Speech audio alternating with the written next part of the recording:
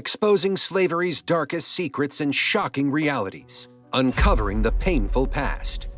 Slavery was the vilest thing that ever happened to humanity. Today, we will embark on a journey through history that'll take us deep into the painful and haunting past of slavery. The enslavers believed that to produce an ideal enslaved person, they had to maintain strict discipline and unconditional submission, create a sense of personal inferiority so that the enslaved people know their place, instill fear, teach servants to take an interest in their master's enterprise, prevent access to education and recreation to ensure enslaved people remain uneducated, helpless, and dependent. Just mere words cannot accomplish all these. The enslavers had to use violence to get to the enslaved black people, and this violence was exercised in many forms, like whipping, mutilation, brandings, smoked alive, hogsheads, suspended beneath a cooking fire, demotion or sale, public burnings, long-term chaining, and forced reproduction. How all these methods were performed would be explained later in the video. But first, these punishments were sometimes meted out due to disobedience by the enslaved person or perceived infractions. Still, sometimes abuse was performed to reassert the dominance of the overseer over the enslaved person. Pregnancy did not offer protection from punishment. Cruel methods were devised to inflict lashings without harming the unborn child. Enslavers would dig a pit large enough for a pregnant woman's stomach to rest in and then proceed with the lashings. It's hard to imagine the agony they would have felt. The pain that a pregnant woman goes through just by carrying her baby is unbearable. Now imagine how it would have been together with the lashing. How vile! I'm sure you're enjoying the story, but remember, you can't get more content like this if you don't subscribe, so give that button a smack. Moving on, slave overseers were granted the authority to whip and discipline enslaved individuals. One overseer once told a visitor, "Some Negroes are determined never to let a white man whip them and will resist you when you attempt it. Of course, you must kill them in that case." A formerly enslaved person recounted witnessing women being subjected to whippings, noted that they would often scream and pray, though a few remained silent. In his autobiography, Frederick Douglass vividly described a cowskin whip. The cowskin is crafted from untanned, dried oxhide and is as hard as well-seasoned live oak. It comes in various sizes, but the typical length is about 3 feet. The portion held in the hand is nearly an inch thick, and the cowskin tapers gradually to a point from the very tip of the handle. This design renders it elastic and springy. A single blow from it on the toughest back could gash the flesh and draw blood. Cowskin whips were often painted in red, blue, and green and were the preferred instrument of torture among slaveholders. I find this whip even more brutal than the cat o' nine tails. It concentrates the full force of the arm into a single point and strikes with a spring that produces a whistling sound through the air. It is a genuinely horrifying implement, and due to its convenient size, overseers could keep it on their person at all times, ready for use. The temptation to use it was ever present. If so inclined, an overseer could always find a reason to employ it. Sometimes metal collars were put on the enslaved people. The collars were usually thick and heavy and had protruding spikes that impeded work and rest. Louis Kane, a formerly enslaved person, described the punishment of an enslaved person. He said, "One nigger run into the woods to be a jungle nigger, but massa cotched him with the dog and took a hot iron and brands him, and then put a bell on him, in a wooden frame what slip over the shoulders and under the arms. He made that nigger wear the bell yearly and took it off on Christmas for a present. It sure did make a good nigger out of him." These enslaved people were punished for theft, laziness, running away, or speaking their native language. Now, back to the methods of violence used on the enslaved people. Here are the horrible punishments recorded for enslaved people in America. Prepare yourself for an exceedingly disconcerting narrative from history, which pertains to the punishment of enslaved individuals and is exceptionally distressing. Whipping. Enslaved people, including pregnant women and children, were often whipped as punishment. The famous image of the enslaved person, Gordon, aka Whipped Peter, reveals that the skin on his back was raised with a lattice of scars from brutal and repeated whippings.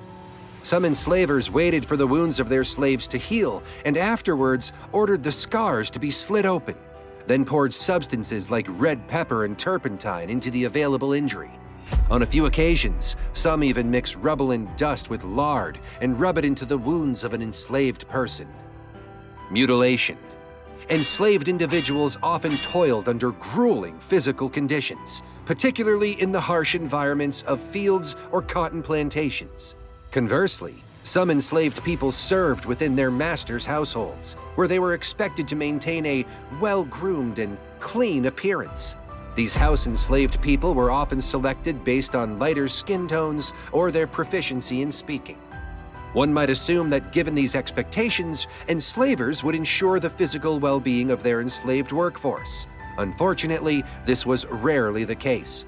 In instances where enslaved people had engaged in conflict with each other or resisted the demands of their owners or overseers, it was distressingly common for owners to order brutal acts of bodily mutilation.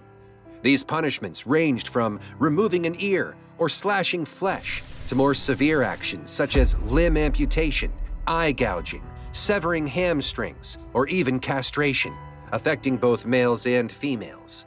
Shockingly, medical treatment was seldom provided to these victims. Consequently, many suffered and perished due to infections, severe blood loss, and other debilitating complications. Brandings. Brandings involved searing an individual's flesh using a heated metal instrument, a cruel practice primarily employed to signify ownership. Prominent enterprises frequently utilized branding to distinguish their enslaved individuals, serving as both a means of identification and a deterrent against theft and enslaved person resale. Over time, these branded marks would serve as undeniable evidence, countering larger companies' claims that such practices never took place. In Louisiana, the Code Noir permitted the branding of enslaved people as a punishment for attempting to escape. By 1840, New Orleans had established itself as the largest slave market in America, subjecting countless individuals to this decree. Particularly in the southern regions, branding became a prevalent penalty for those who attempted to flee. Often, these brands took the form of letters or distinctive marks seared onto the enslaved person's face, effectively preventing them from being assigned to domestic or service-oriented work. Smoked alive. Over time, several slave states enacted legislation concerning enslaved individuals' care, welfare, and rights. In theory, these laws should have afforded some protection against cruelty and mistreatment. However, the sad reality was that these laws were seldom enforced. Instead, accounts reveal how various methods of punishment and abuse gained popularity in different states. A harrowing example comes from the recollections of escaped slave William W. Brown, who detailed a gruesome practice in Virginia. He recounted an owner who subjected his slaves to being bound and whipped within a smokehouse. Subsequently, the owner would ignite a fire using tobacco stems, using the smoke to punish further and smoke the enslaved individuals, adding a layer of suffering to their ordeal. The Hogshead. The most chilling accounts of slave abuse and torture often come from formerly enslaved people. Take, for instance, the life of Moses Roper, born to an African and Native American mother who was enslaved to his English father. After escaping the bonds of slavery, Moses chronicled his experiences in a book that left no detail spared. In this candid narrative, he vividly portrayed the multitude of torments and humiliations endured by enslaved Americans. Moses recounted instances where some enslavers derived entertainment and sadistic pleasure from corporal punishment. One particularly disturbing account involved a slaveholder who drove nails into a hogshead, a large barrel, with the nail points left protruding inward. These barbaric contraptions were then used to confine enslaved people and roll down lengthy, steep hills. In contrast, the owner and other enslaved individuals watched, turning this horrific spectacle into a cruel form of entertainment. Suspended beneath a cooking fire. Harriet, a remarkable survivor of slavery, also escaped her bonds and documented her extraordinary experiences. She recounted a distressing period when she fell into the possession of an enslaver who subjected her to persistent sexual harassment despite his wife's objections. To evade his advances, Harriet resorted to an extraordinary measure, concealing herself in the crawl space within her grandmother's ceiling. She endured this hidden existence for a challenging 7 years before finally making her way to England. In another profoundly unsettling account, Harriet shared the story of a neighboring slaveholder who oversaw hundreds of enslaved individuals. His preferred method of punishment involved binding an enslaved person, suspending them above the ground, and igniting a fire beneath.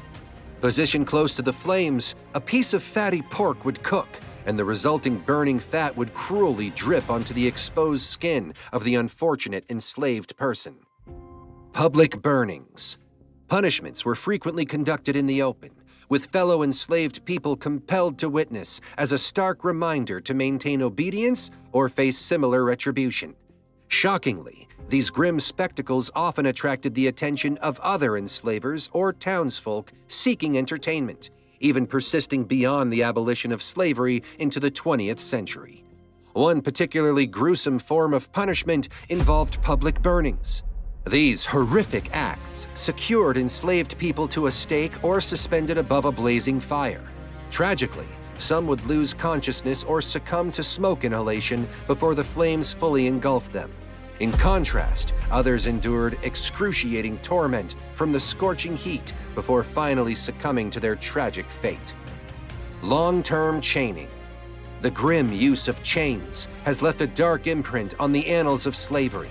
Its origins trace back to the appalling conditions aboard slave ships, where captured Africans were bound together within the vessel's hulls. Prolonged chaining was a cruel fate, often imposed upon repeat runaway slaves who found themselves tethered to their workstations or fellow enslaved individuals. In some instances, lengthy lines of enslaved people were bound together, compelled to carry out menial tasks in unison.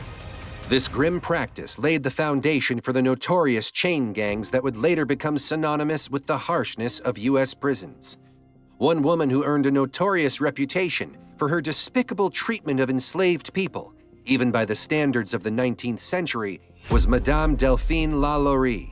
Numerous investigations were launched to probe the conditions of her enslaved individuals, but it wasn't until a fire ravaged her home in 1834 that the full extent of her cruelty was unveiled. An elderly enslaved woman who served as a cook was believed to have initiated the blaze in a desperate suicide attempt, as she had been cruelly chained to the stove near the cooking fire. In the fire's aftermath, several enslaved individuals were discovered in horrifying conditions within the Lalaurie attic.